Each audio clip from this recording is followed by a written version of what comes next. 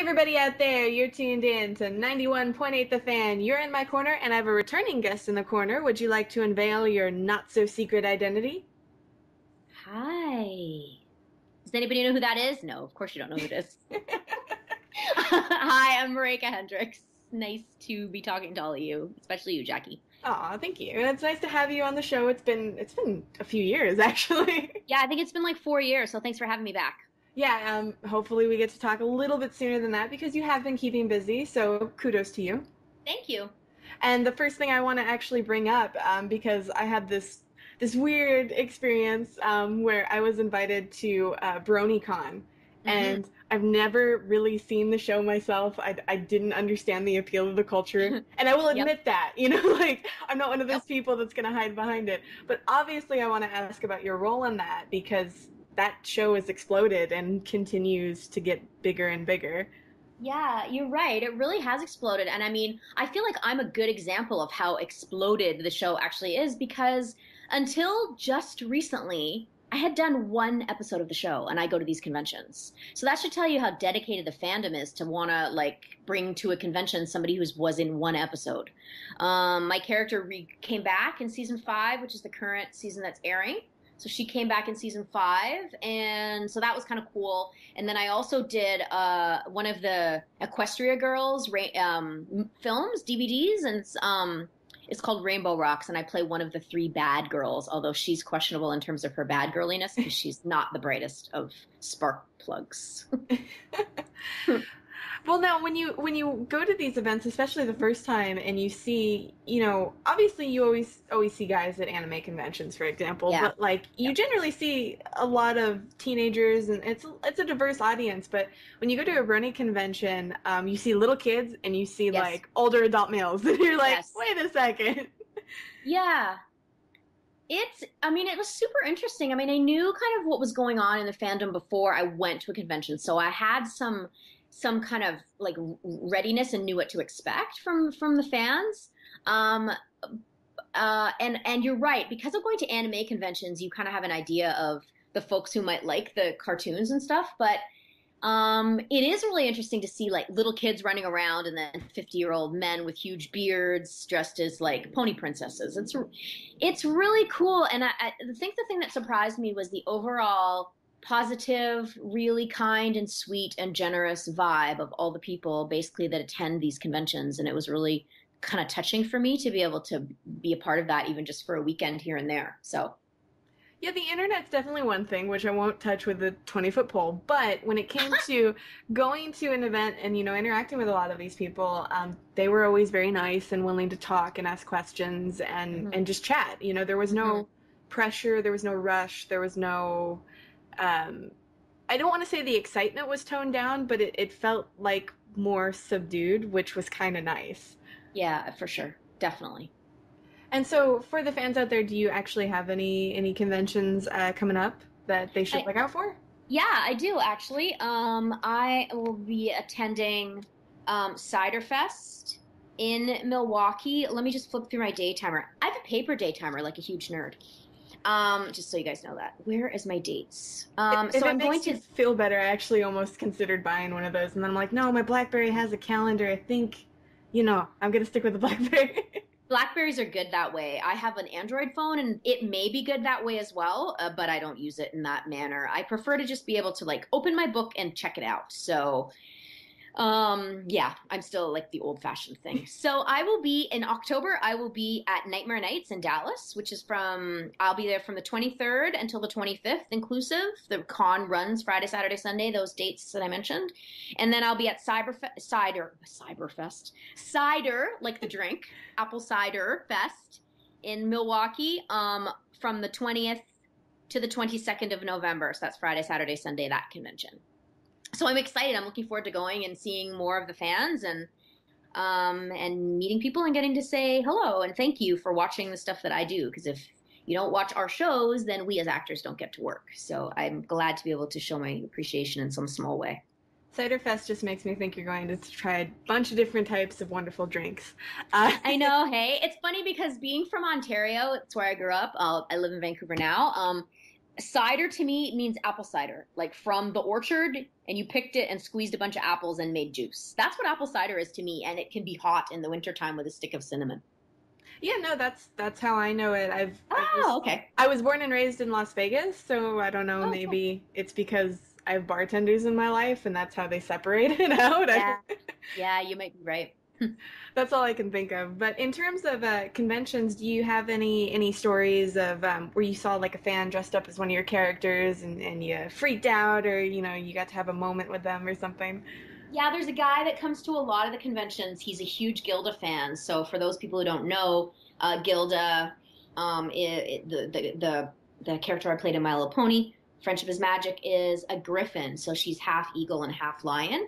And there's a guy that comes to a bunch of different conventions with a full Gilda costume, a huge suit. It's pretty amazing, actually.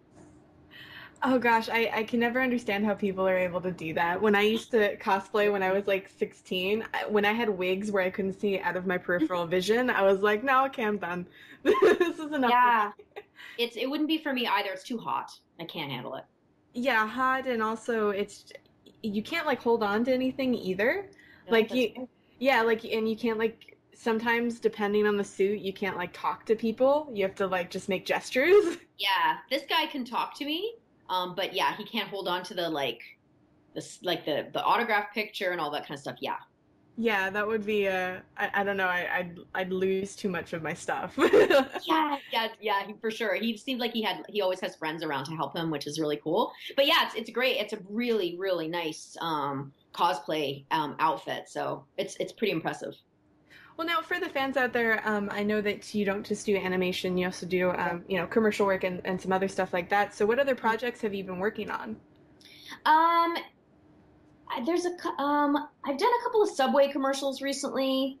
If you call West Edmonton Mall, there's a big mall in Edmonton, Alberta, Canada, and it's a huge mall. It's kind of like the Mall of America I think that's in the Twin Cities, isn't it? I believe so, yes. Yeah, I thought so. It's that kind of a mall. Massive, massive, massive, massive. There's a roller coaster in there and an aquarium and rides and a water park. Anyway, so if you call West Edmonton Mall, I'm the on hold voice at West Edmonton Mall. So when you call, they put you on hold. I'm the person talking to you about the new stores that are coming in or the sales that they might have on. I'm that person. I just want a fan to call and then somebody to answer and be like, "Can I help you?" And it's like, "No, put me back on hold." I do a little bit of teaching, and one of my students did that one day in class. And the person couldn't understand what was happening. Wait, what? You want me to put you on hold? The guy was like, yes, please. I just want you to put me on hold. And she was like, but I don't understand. I think she thought she was doing something wrong. And he said, okay, let me explain. There's a voice on the recording. That voice is my teacher. I want to hear her. And she was like, oh. And so, yes, she put him on hold and he put it on speakerphone and everyone listened to me ramble on. So that's some of the commercial stuff I've been working on lately. I haven't done any on camera or theater work in a long, long, long, long time, so I don't have any news to report in that field. Mostly just my voiceover work now, just voice acting, and that would be kind of the update about my non-animated stuff that I can actually talk about. Yeah, I don't want the NDA ninjas to go after you. I know how brutal they can be. Seriously. And I don't even know if it really matters commercially, but I just figured, oh, you know what? Don't even talk about it, Maryke. Oh yeah, I'm the same way. If it's not out or they haven't sent me like a copy and said, "Hey, you can talk about this," I stay quiet. Yeah, it's probably just the smartest thing to do. Yeah, definitely. So you did mention that you do classes. Are those locally, or do you do any online, or do you want to explain a little bit to the listeners about those? Sure. I teach, I've been teaching well, I've actually been teaching for a long time, but regularly I've been teaching for about 3.5, 4 years. And I was teaching in a full-time acting program. I've just switched schools and I'm going to be teaching in another full-time acting program. I teach in the voiceover department. That's at Vancouver Film School. And then I teach workshops throughout the year for children. I teach about 3 or 4 workshops a year for Marcy Goldberg. She has a company called Goldberg Productions, and she runs these children's workshops. And then I also teach summer camp. One day they run week programs. They do 3 sessions of 1 week acting programs, and one afternoon they explore voiceover, and I teach their children's portion of the camp. on the voiceover afternoon. Summer camp, that must be so fantastic. Yeah, the kids will really look like they have a good time. They seem really engaged and excited when I get there for voiceover, and that that obviously means they've been engaged in all the other aspects of acting that they've been learning and looking at. So I think they do. They have a really nice time, yeah, and a nice studio and really nice instructors other than myself teaching. So I think it's a good experience for the kids. It's through Andrew McElroy is the kind of the head guy, and that's the here in Vancouver. So this is all in Vancouver. I'm talking. Yeah, no, I totally understand. I wish there had been like an acting camp when I was a kid. I went to Girl Scout camp when I was like Oh, 9. that's Uh, so cute. yeah, it was so much fun. But I did get attacked by a hummingbird. So Oh my, that seems really unusual. You must be awfully sweet. uh, I was using herbal essence shampoo, which was my first mistake. Oh, that's so cute. And we were in front of the mess hall, and like we were standing in line, to get inside for dinner, and like this hummingbird just like comes at me and gets stuck in my hair like near my forehead, and I'm 9 and I'm freaking out and screaming. Yeah. And all the girls like scatter away from me, and afterwards when it finally got free, I'm like crying because I had no idea what was going on. Oh, I'm sorry. It was fun though. Besides that, it was very fun. That's good. And you can always, I've never like, I mean, I've seen hummingbirds, but I've never been close to one. So that's kind of cool.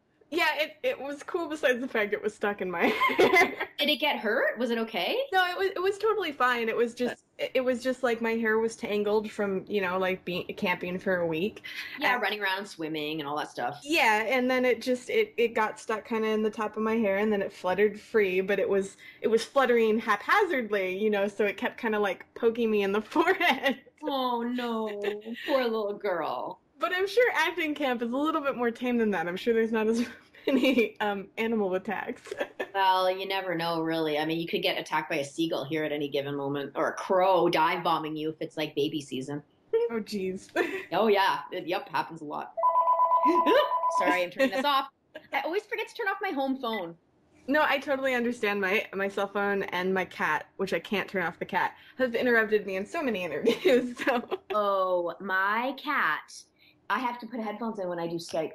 She flips out, meowing. I don't know. I think it hurts her ears, like the pitch of the speakers of my laptop. She loses her mind, and so she's currently sleeping on the bed, and I'm sitting at our table with headphones in, so she doesn't have to listen to it. My husband and I cater to this cat. It's like everything that she wants to have happen happens. I totally get that. My cat likes to, as soon as I'm not paying attention to her, which is generally when I'm working, she'll come up to my leg and like I won't even notice if she's there, and then she'll lick me on my leg, and then she'll scare the crap out of me. Aww. I remember interviews where you just hear a clunk, and it's just my knee like hitting the top of the desk because I just got scared. Yeah, it's like a reflex action. Whoa, what's that? Yeah. Yeah, they're little monsters, aren't they? I love them. Definitely do.